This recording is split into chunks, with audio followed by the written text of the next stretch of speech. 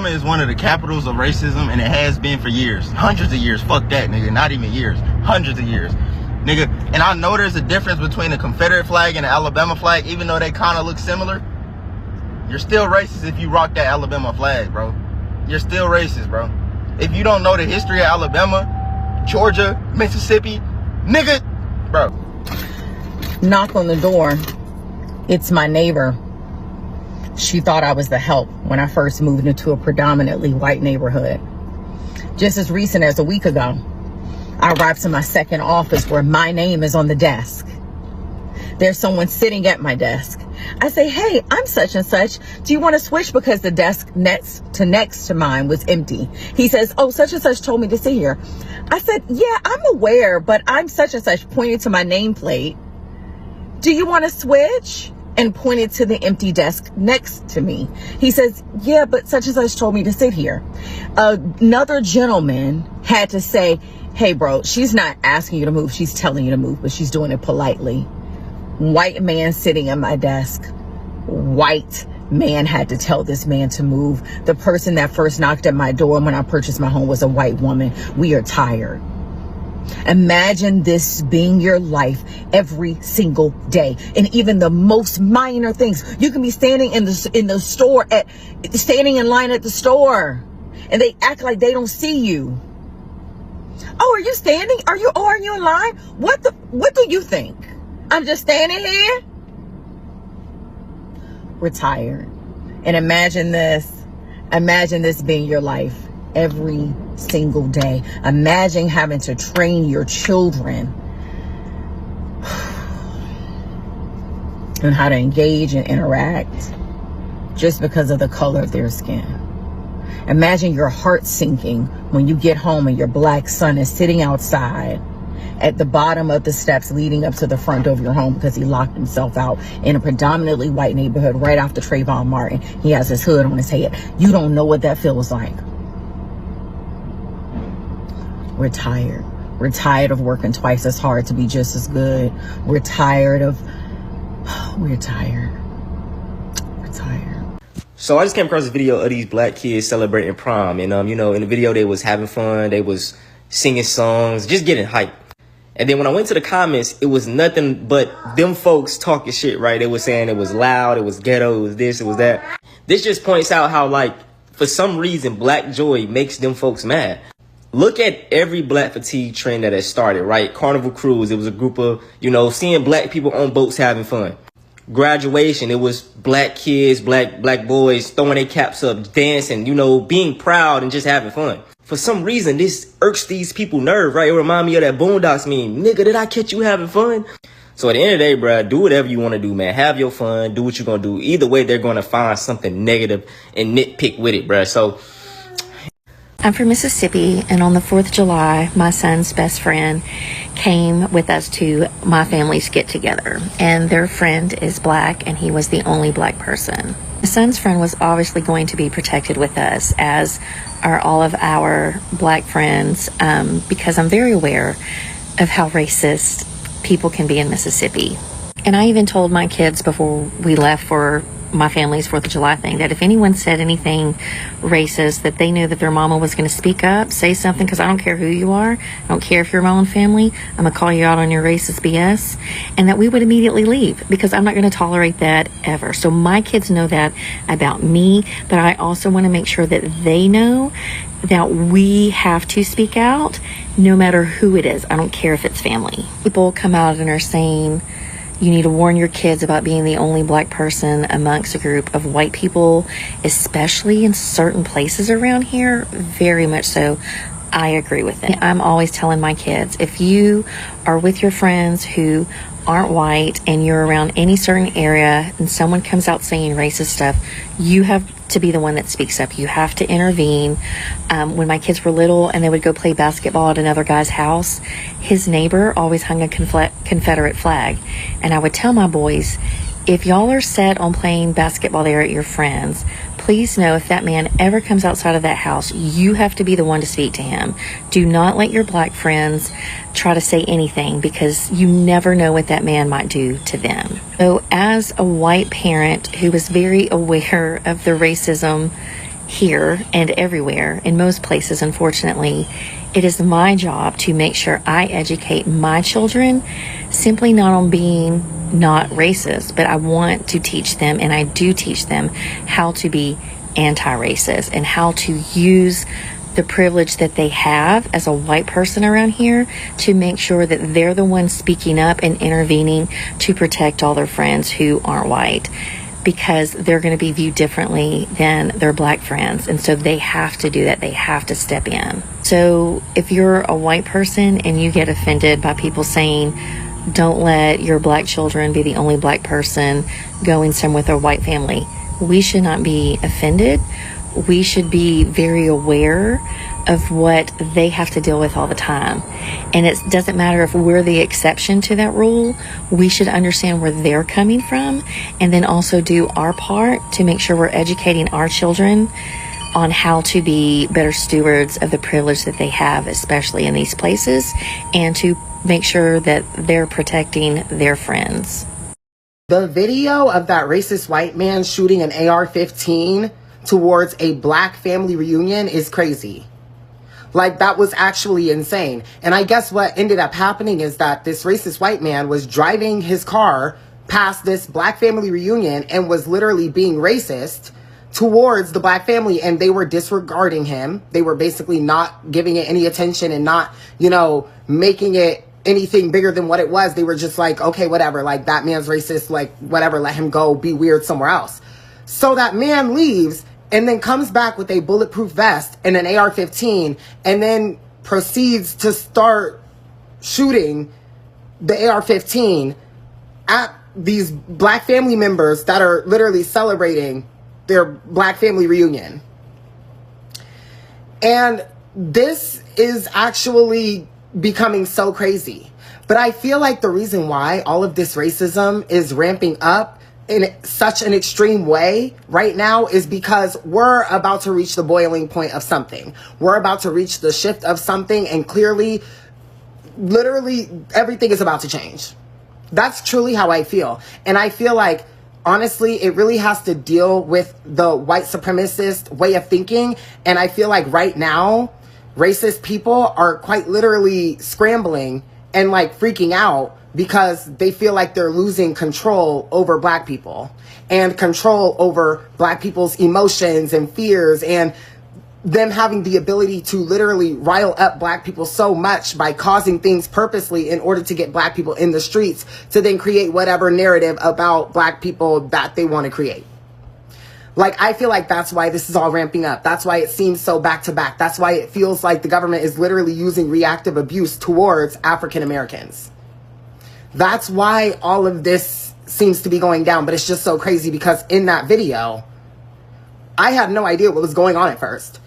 But then once I got all of the information, I was actually so shook, because what do you mean this man literally drove by this black family that was celebrating a reunion and gathering with family and was being racist, and then once he didn't get the reaction that he wanted, which was for black people to become upset visibly and angry visibly, then he decided to go back to his house and get a vest and then literally bring a gun to the situation and try to basically unalive the black family.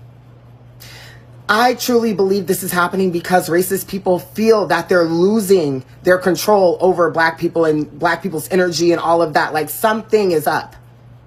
Something's happening, and I believe it's a shift. I feel like some contract is over, the destiny swap, whatever is over. Like, whatever it is, it's done. And I feel like that's why all of this racism is ramping up right now. Contributes to systems of oppression which reduce their opportunities and reduce their safety. The behaviour that we often call offensive is harmful behaviour. It causes harm. And while people's feeling of offence can be a useful starting point for a conversation about it, at the end of the day we need to be centering harm in that conversation. I remember my friend's middle-aged dad would feel very comfortable cracking homophobic jokes when he believed that there was no one who wasn't straight in the room. And If one of us called him out on it, his justification for it was, well, there's no gay people around, there's no one to be offended. And I think he really believed that offending people, upsetting people, was the thing to be avoided. He wasn't understanding it as harm. But the thing is, we all know that if a bunch of straight people in a room are all laughing at a homophobic joke, that in itself is harmful. People don't need to be offended for harm to be taking place. So now I basically never describe something as offensive. And if you actually read books about racism and sexism and stuff, you'll notice that those books don't really use that word either, because people's offense is not the problem. Harm is the problem. And whenever I see an apology that says something like, we're sorry to those we have offended, I would much rather them say, we apologize for the harm that we've caused, because that harm is demonstrable. And that apology, I think, is more meaningful on a larger scale, because it goes beyond people who were offended and can encompass people who might not have even been aware of that particular incident, but did still have to live with the consequences and the implications of it. Everybody's asking me why I'm in Poland, and I'm here because the man that I love is Polish. I moved here with him because I want to spend my life with him. I knew coming here that this country was racist. There is no place that you can go in the world and being black is seen as a positive. Even in Africa, they praise whiteness. We are judged based on the worst of us as black people. White people across the world are judged based on the best of you, or you're judged individually. If a black person messes up something, it's characteristic of our entire race. If a white person messes up something, it's that individual white person's problem. I knew that no matter where I went in the world, once I left America, I was still going to be seen as less. We're still seen as less in the land of the free. We're still treated as subhuman in the land of the free. And people's arguments are that where there's no laws that say that they can hurt you, so it's not really racism. It doesn't really exist. If the laws aren't applied equally to each person, then the racism is still allowed to proliferate. But it doesn't matter either way. That's not the point. The point is I'm here because I'm with the man that I love. And no amount of hatred in the environment or anywhere that I go is going to compare to the way that I feel when I'm with him and how special he makes me feel and how special I think he is. I just know that it's a sacrifice that I have to make being black and being in love with somebody that's from Poland. I know that I'm not seen as equal here. It's just the reality. Just so we are clear, none of this is okay and none of this is normal. It has been 1 week since the body of Gerard Jackson was found hanging in a wooded area in Michigan right outside the Electric Forest Festival that he was attending. His death was ruled a suicide. It has been a little over 2 weeks since the body of Tone Miller was found hanging in a park in Miami. Her death ruled a suicide. It has been a little over 2 months since the body of Juliana, 16-year-old, found hanging near a church in Charlotte. Her death ruled a suicide. It has been about 4 months since the body of Kyle Basinga was found in Georgia hanging. None of this is okay, and none of this is normal. It has been less than a year. It will be a year in September when they found Trey Reed's body at Delta State University in Mississippi. His death ruled a suicide. And you may be asking, Rashonda, well, how many black people walk around with rope on them? The answer would be none, Helen. 0. Because none of this is okay, and none of this is normal. Holy fuck, bro! This motherfucker smashing all these fucking cars. The fuck is your problem? Who just crashed this shit? Neither of us just ran. I don't know. We just ran out. Yeah, I just heard up in the bends. And... Were you in the truck? Yeah. Are you okay? Who was driving? I don't know. He's some black dude. But you're in You don't know who you're in the truck with? It's my homie. We're supposed to meet up. What the fuck's his name? You were in this Tundra. Huh? You were in this Tundra? Yeah, with this dude. What's his name, bro? I don't remember his name. You don't know your homeboy's name? Yeah, now you know he wrong for that. Yeah, so this guy right here, the one with the imprint on his shirt, was intoxicated. That's what caused this crash. But it doesn't take a rocket science to understand that he was the one driving and there's no mystery black man that ran up the mountains. Like, that didn't happen, bro. Can we normalize when we make mistakes? Especially big ones like this, that we own up to it, take responsibility for our actions. Can we normalize that and not blame random people, especially a certain race. I know one thing though, he's going to be spreading a lot of love in jail. Now, if you enjoy spreading love and also my non-biased takes on injustice and racism, regardless of who you are, follow me because ain't no way you coming across this kind of content again. If you're not black and you call a black person a YN or you use the ninja emoji, that is a microaggression because you're basically saying nigga. Bro, the most eye-opening thing about being black is like you never know who secretly don't like you. This whole Joey Swole situation really opened my eyes because it's so many other like white creators, musicians that I rock with, actors. Whole time in the dark, they probably don't even rock with me or my kind. Like what? It just be like, man, bro, nobody like us. They don't like us. Just so we are clear, none of this is okay and none of this is normal. It has been 1 week since the body of Gerard Jackson was found hanging in a wooded area in Michigan right outside the Electric Forest Festival that he was attending. His death was ruled a suicide. It has been a little over 2 weeks since the body of Tone Miller was found hanging in a park in Miami. Her death ruled a suicide. It has been a little over 2 months since the body of Juliana, 16-year-old, found hanging near a church in Charlotte. Her death ruled a suicide. It has been about 4 months since the body of Kyle Basinga was found in Georgia hanging. None of this is okay and none of this is normal. It has been less than a year. It will be a year in September when they found Trey Reed's body at Delta State University in Mississippi. His death ruled a suicide. And you may be asking, Rashonda, well, how many black people walk around with rope on them? The answer would be none, Helen. 0. Because none of this is okay and none of this is normal. What about black people who murder white people every day? Do a special on that. Well, hello, Rachel, you racist little see you next Tuesday. I'll call you the actual word in a little bit. I know when you open a video with those like mean words, TikTok doesn't like it. You want me to shy away from talking about white racist people who murder black people simply for being black? Why is that, Rachel? Is that because you enjoy it when that happens and you don't want people to know about it? Question for you, Rachel. Is the Confederate flag currently the wallpaper on your phone? Is your brother's finger currently inside of you as we speak, Rachel? That's disgusting. You shouldn't do that, but hey, you do you. Something tells me, Rachel, that you own a lot of white sheets with holes in them. Gee, Rachel, I wonder who you voted for. Hi, Rachel, is your low IQ ass new here or something? This is a true crime page where I have covered probably well over 4,000 cases before. And you would know, Rachel, that I have covered plenty of cases where the killer was black and the victim was white. Or when the killer was Hispanic and the victim was black. Or the killer was white and the victim was black. And the killer was white and the victim was a female. Or the killer was white and the victim was a black female. Or the killer was white and the victim was an Asian or a Hispanic person. You see, Rachel, you want to have some sort of tally. Who kills more people? Because you would think that if a certain demographic kills more people than others, well then the others, well they're still good in my book. They don't kill as many people.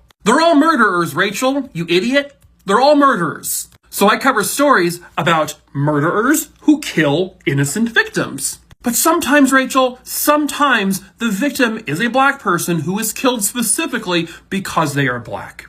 I don't know if I've ever covered a case where a white person was killed by a black person because that person was white. Just like I've covered plenty of cases where some white person murders a gay person for being gay.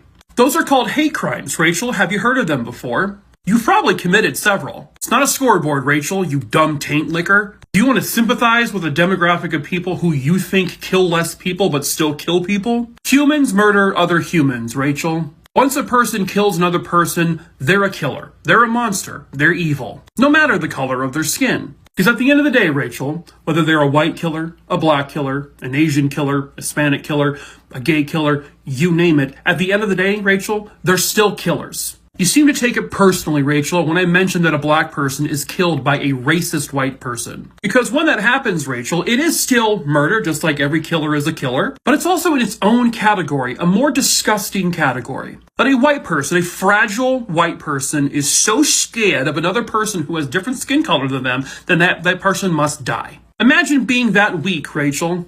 Imagine being such a weak-minded person that you have to shoot a black person from afar because you don't like their skin color. Killing them because that black individual is fighting for equal rights, for civil rights. Imagine being a fragile, weak little white person who ties another black person up behind their truck, drags them around town, peeling their skin off of their body and killing them simply because they are black. It's murder, but it's also a hate crime murder. A murder fueled by racism, Rachel. Something that lives very deeply within you. Imagine being gay and being tied up to a fence post and beaten to death by a bunch of fragile straight white men because they don't like that you're gay. Imagine being lured away because you're a gay man by your so-called friends when they throw your body into a hole and then rip your body apart to pieces with machine guns because you're gay. See, you don't have to live with that fear, that problem. You don't have to be afraid of someone attacking you because of your skin color. You don't have to be afraid of being killed or attacked by people because of who you naturally love. In summary,